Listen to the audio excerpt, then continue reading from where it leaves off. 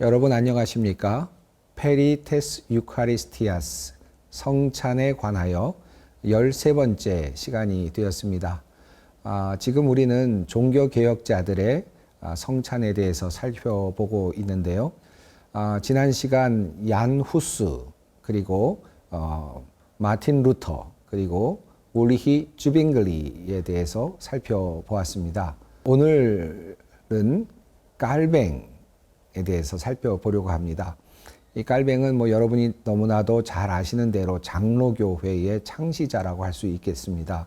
장로교회의 모든 신학적 기반 교리를 세운 분이시죠. 저희 교회가 장로교회이니까 어쩌면 이 깔뱅의 신학이 매우 중요하겠습니다. 깔뱅은 성찬에 대해서 어떻게 생각을 했을까요? 또 어떤 관점에서 성찬의 개혁을 시도했을까요? 오늘 이 시간 그것에 대해서 살펴보려고 합니다. 깔뱅에 대한 조금 더 바른 이해를 위해서는 앞서 깔뱅보다 조금 더 앞서 있는 사람들을 조금 이해할 필요가 있습니다. 우선 파렐이라고 하는 분이신데요. 바젤, 스위스 바젤에서 조금 깔뱅보다 일찍이 종교개혁을 했던 분입니다.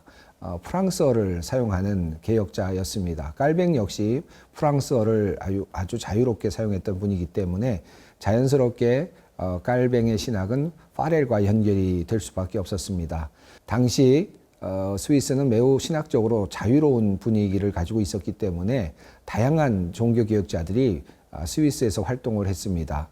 지난 시간에 살펴보았던 쯔빙글리도 역시 스위스에서 쭈리히 지역에서 개혁을 했죠. 파렐 역시 스위스 지역인 바젤에서 개혁을 했습니다. 아주 재미있게도 1524년경 쯔빙글리가 쭈리히에서 그리고 파렐은 그 바젤 지역에서 종교개혁을 했는데요. 쯔빙글리는 독일어를 주로 많이 사용했다면 파렐은 프랑스어를 사용하는 그런 관점에서 조금 다른 그런 또 언어의 또 차이점도 있습니다. 어쨌든 깔뱅은 이 쯔빙글리의 영향도 꽤 받았고요. 또 파렐의 영향도 상당히 많이 받은 것으로 보입니다. 특별히 성찬과 관련해서는 파렐의 영향을 상당히 많이 받았다고 할 수 있겠습니다. 1524년 파렐은 프랑스어로 된 예배 매뉴얼을 만들었는데요. 이것이 바젤과 실제로는 쭈리히까지도 영향을 미치는 매우 중요한 예전의 전형이 되었습니다.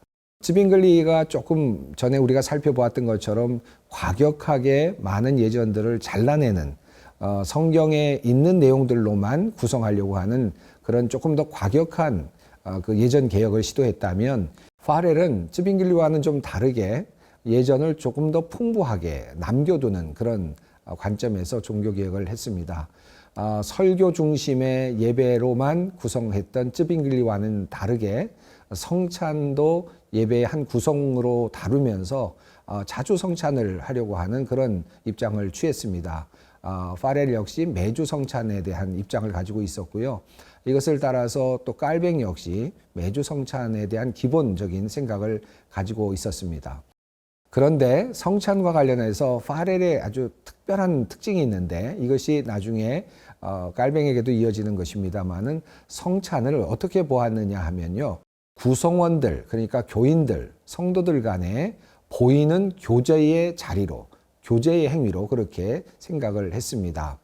다시 말하면 우리가 그리스도인들이 그리스도와 하나가 되었다라고 하지 않습니까? 그리고 그리스도와 접붙임을 받았다. 그의 몸의 한 부분이 되었다라고 그렇게 성경이 증언하는데 그런 관점에서 파렐은 성찬을 이해했습니다. 그래서 우리 모든 그리스도인들 사이에 사랑과 친밀함을 서로 나타내는 바로 그런 자리가 성찬이 되어야 한다라고 그렇게 생각을 했던 것입니다.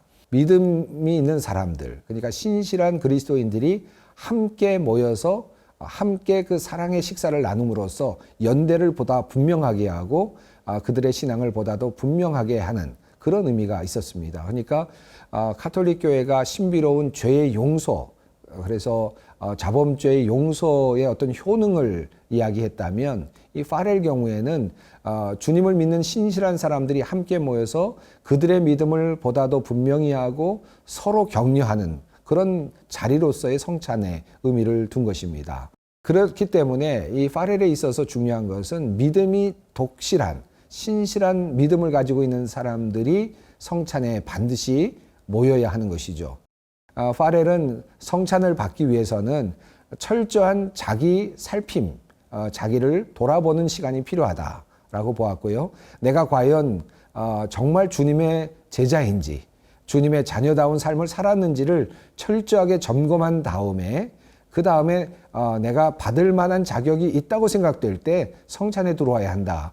그래서 그 성찬에 들어오는 모든 사람들, 그 공동체에 해가 되지 않도록 해야 된다라고 하는 그런 생각을 했던 것입니다. 저희가 성찬을 받을 때 종종 자기를 살펴보고 성찬을 받을 것인지를 점검하십시오라고 하는 말씀을 집례하시는 목사님들께서 하시지 않습니까? 그런 그 전통의 그 출발점이 바로 파렐이라고 하는 종교개혁자인 것이죠. 종교개혁자 파렐은 그래서 성찬에 들어오기 위해서는 자기를 철저히 살펴본 후에 적절한 자격을 가진 사람들만이 성찬에 들어와야 하고 성찬에서 부적절한 자들은 항상 제외시켜야 한다라고 그렇게 생각을 했습니다. 파렐은 그 과거에 초대교회가 사용했던 그 서숨코다라고 하는 내용의 예배 순서가 있지 않았습니까? 사도 전승에 나오는 내용이죠. 마음을 드높이 우리의 마음을 주님께로 올려드립니다라고 했던 초대교회로부터 사용됐던 서숨코다라고 하는 그런 그 예식의 한 부분이 있는데 그 서숨코다를 성찬에 매우 중요한 아주 중요한 내용으로 그렇게 이해를 하고 적용을 했습니다. 이 역시 깔뱅에게 그대로 이어지게 되는데요. 개혁된 서숨코다라고 하는데 이 파렐은 이렇게 문장을 만들었습니다. 그러므로 당신의 마음을 드높이 하십시오. 하늘에 있는 것을 찾으십시오. 그곳에는 예수 그리스도께서 아버지의 오른편에 앉아 계십니다. 그리고 당신의 눈을 보이는 것들, 표징들에 고정하지 마십시오. 그것들은 관습에 따라 부패해집니다. 이 내용, 이 개정된 서숨코다는 매우 중요한 신학적인 의미를 갖고 있습니다.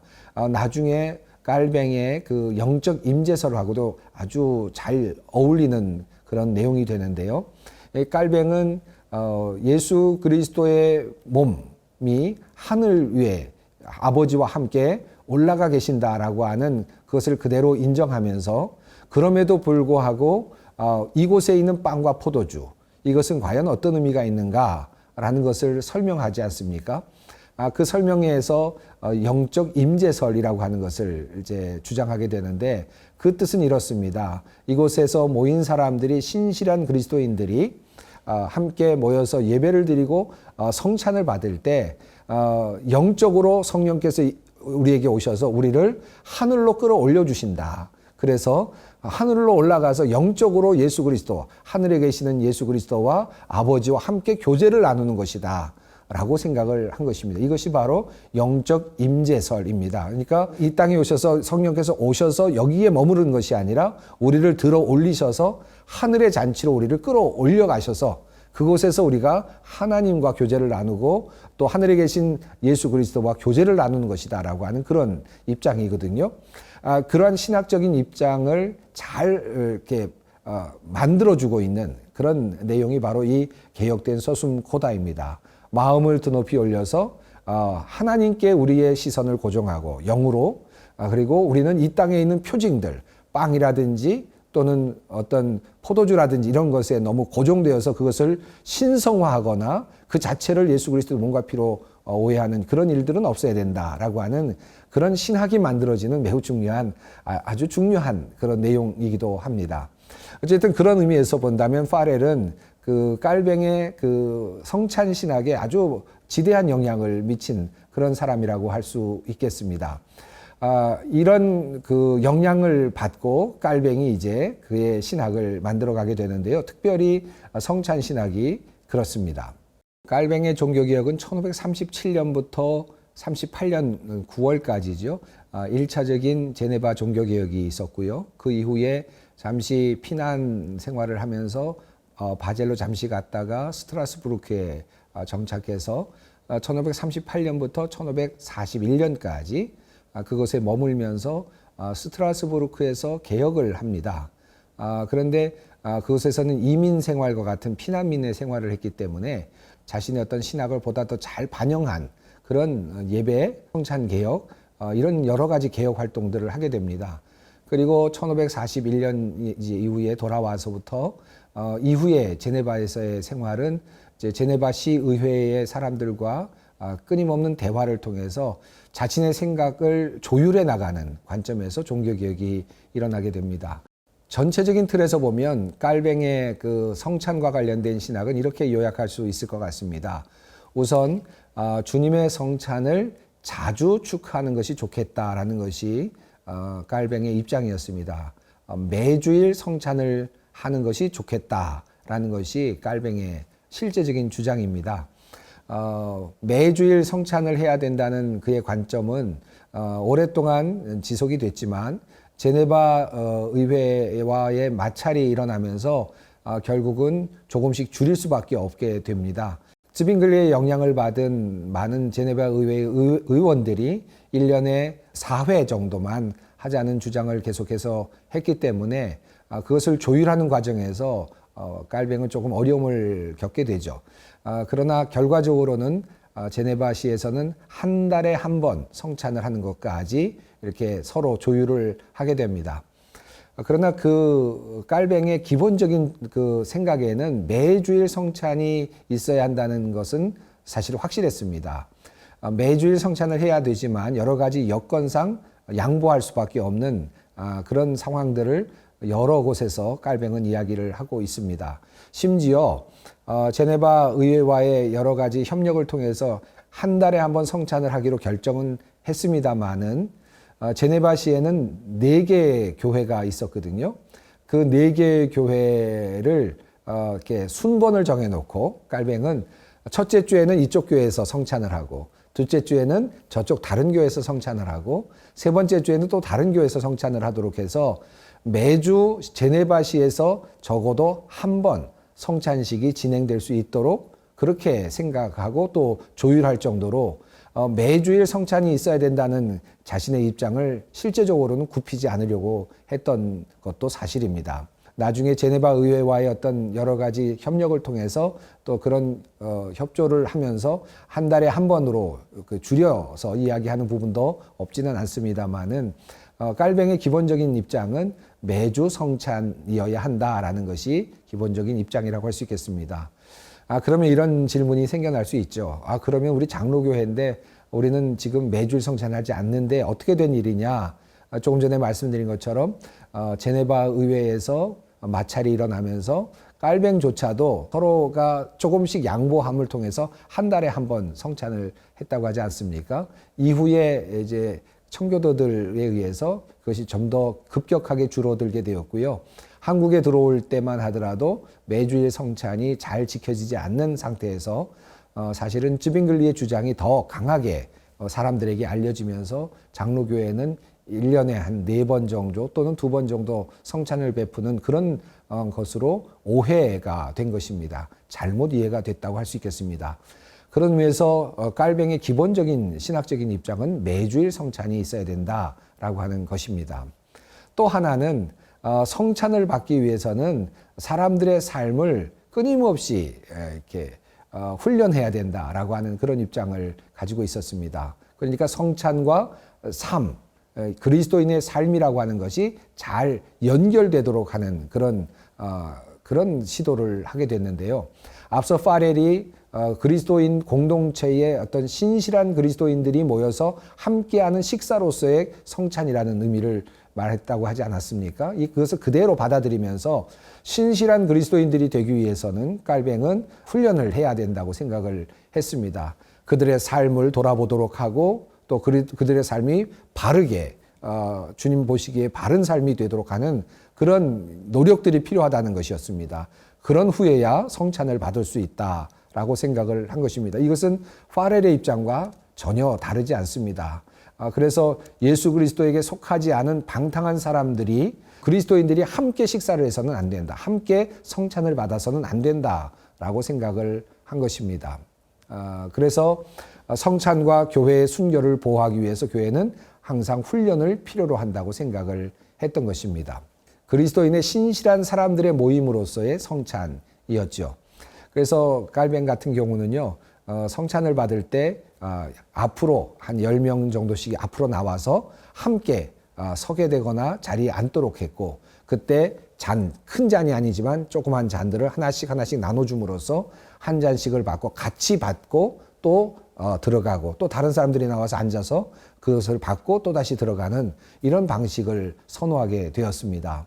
한 사람씩 나와서 받는 것이 아니라 한 무리가 나와서 함께 받는, 그것을 굉장히 중요하게 생각을 했던 것입니다. 함께 받는다라는 그런 의미였습니다.